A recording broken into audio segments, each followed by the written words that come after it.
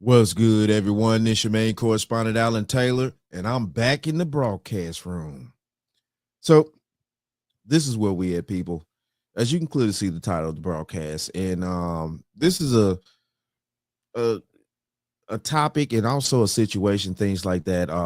I've seen Anton Daniels report on this. I've also seen Legion of Men report on this. I do follow Legion of Men. If you don't follow Legion of Men, great commentary over there too, and also Anton Daniels. But this is where we at right here. I thought that this will be good for me to bring to you guys so we can kind of see what's going on here in the new age. And obviously the title says it for itself. Yes, it's a group in Arkansas of white people, Caucasian people, whatever title you want to use, that decided to get together and, get pretty much their own land, their own space, things like that. They've gone out and done this.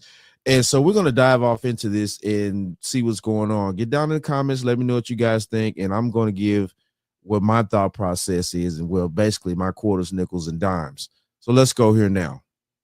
Here is establish a place where we have control over who our neighbors are, and that is just for the sake of preserving, our culture. And that culture, effectively, we're saying this is a white culture, a whites only place. White American culture.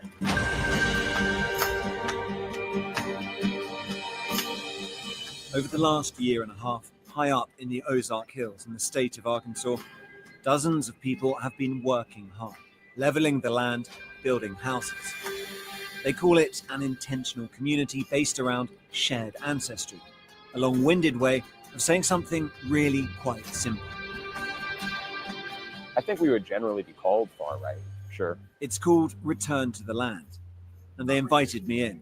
A lot of people are going to be, why are you making Nazi references? Right. Well, why wouldn't I?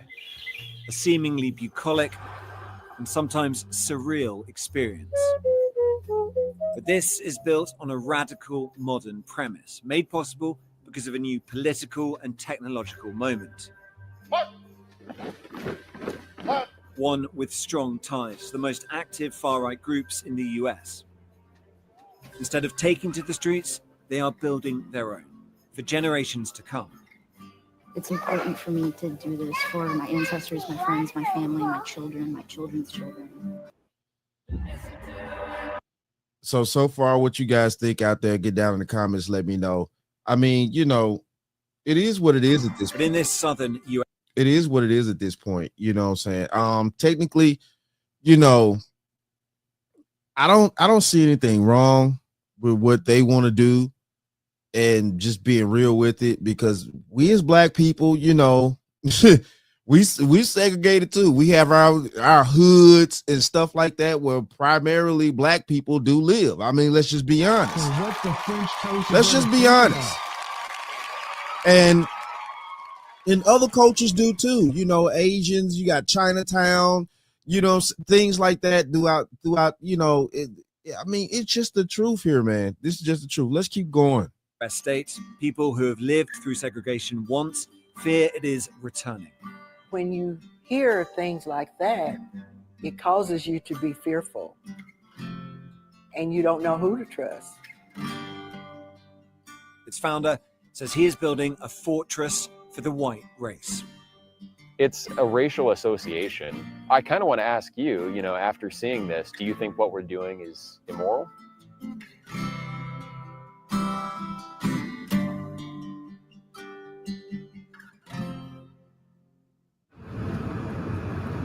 Arkansas, in the southern United States. Welcome to Little Rock, where the local time is 4:27. For the last few years, I've been exploring how an ethno-nationalist movement has been organizing online, a network that aims to define countries by ethnicity, but which links across borders. And this is the place that one group has chosen to put that into radical, real-world action. You want a white nation? Build a white town. It can be done, and we're doing it. It is an extreme view, but it draws on more familiar arguments. That mass immigration is out of control, that Western societies are in danger of losing their fundamental character as a result.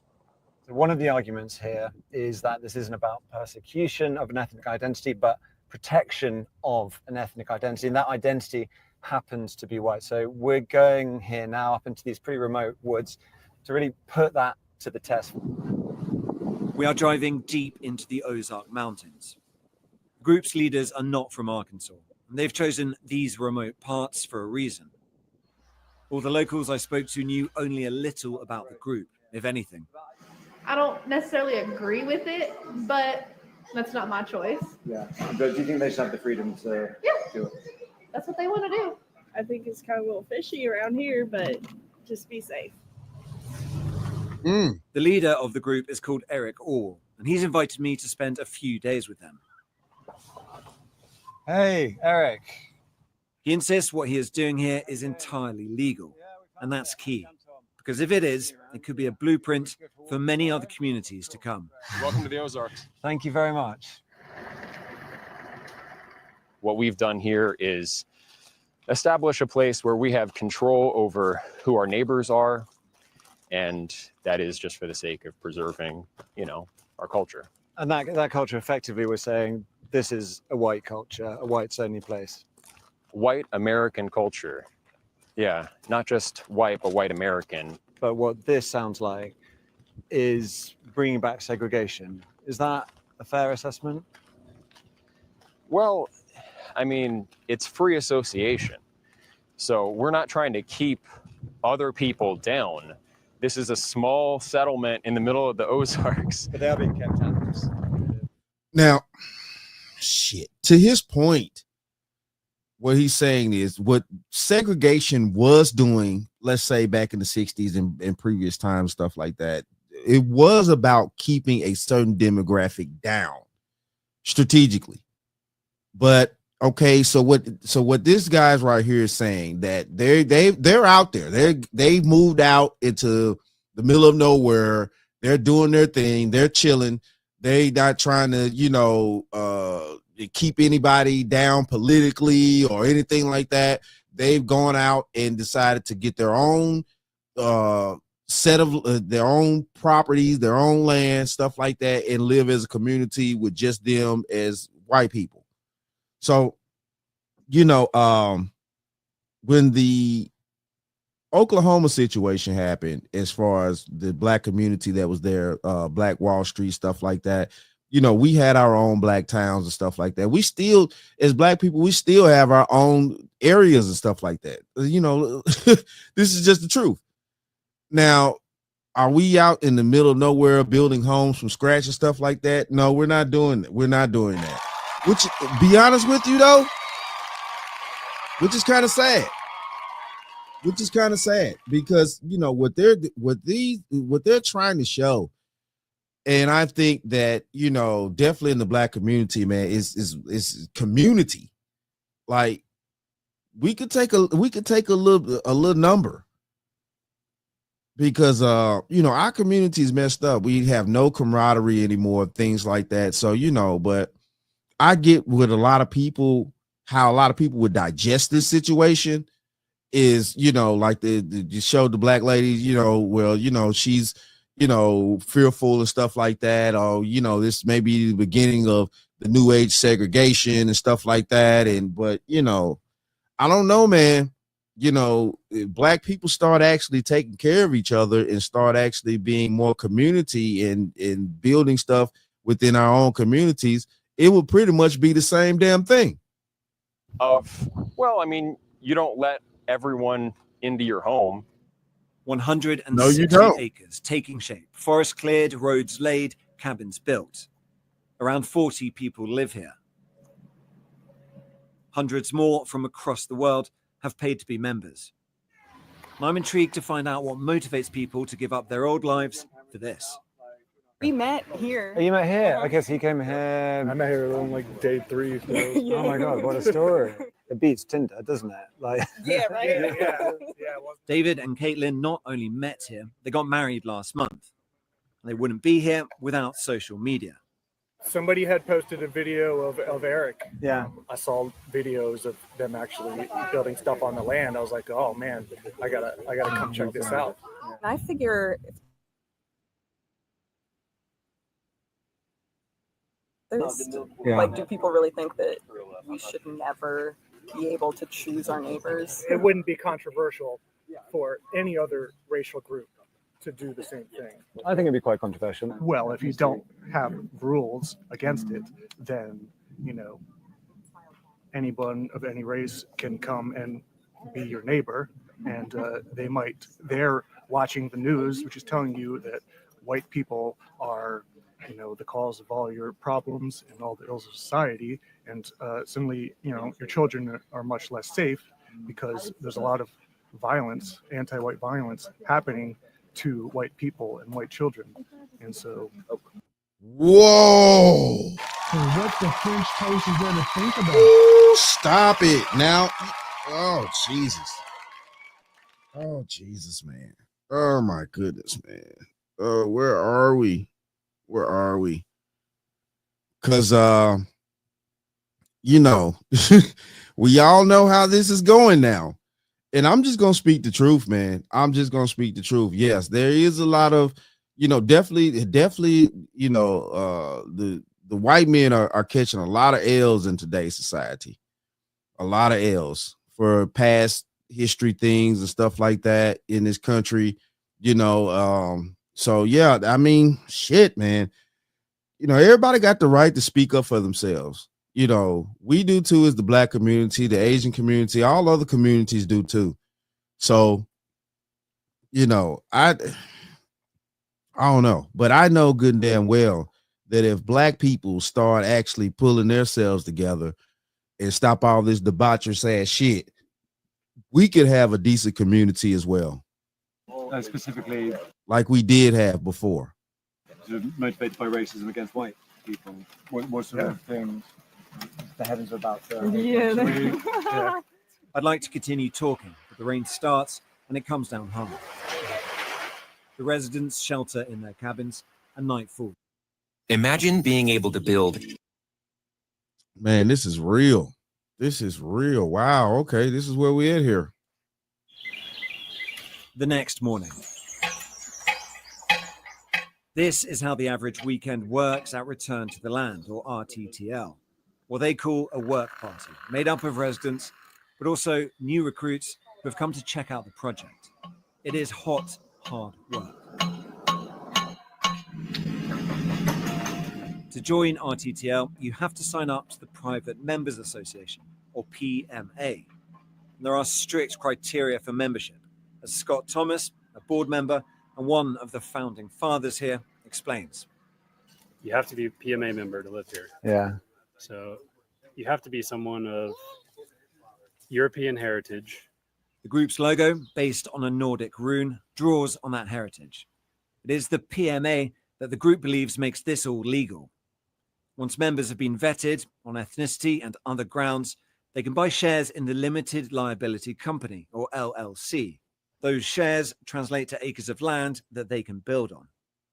Peter Seri is the brains behind the legal side of things. Civil Rights Act is there for a reason, and this is a way around it. Yeah. Do you think it'll survive contact with the legal system, the courts, if it came to that? Hopefully. Do you think it's racist or not? Do you reject that term? Do you embrace it? I don't know about that term. I mean, people use it in a lot of different ways. I'm sure there's a lot of people on the internet who would call me racist.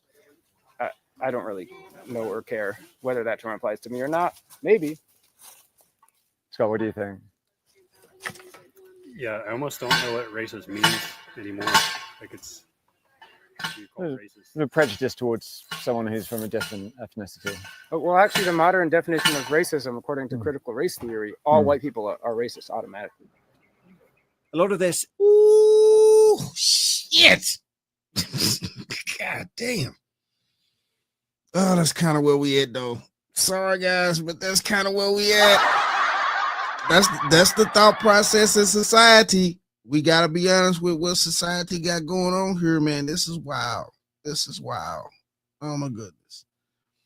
Man, so hold on. I'm going to keep going just a few more minutes. Is reaction to left-wing identity politics, critical race theory, and movements like Black Lives Matter. And fundamentally, this is identity politics, but white identity politics. And what they're building here is a safe space for people of European ancestry. It's exclusionary. It's sort of an attempt at segregation. Right. Is that fair? Probably. While the men labour at the roadside, the women of Return to the Land are at work too, looking after the 6 children who live and are homeschooled here full time. And they're preparing food for the weekly community dinner. The theme tonight, colonial.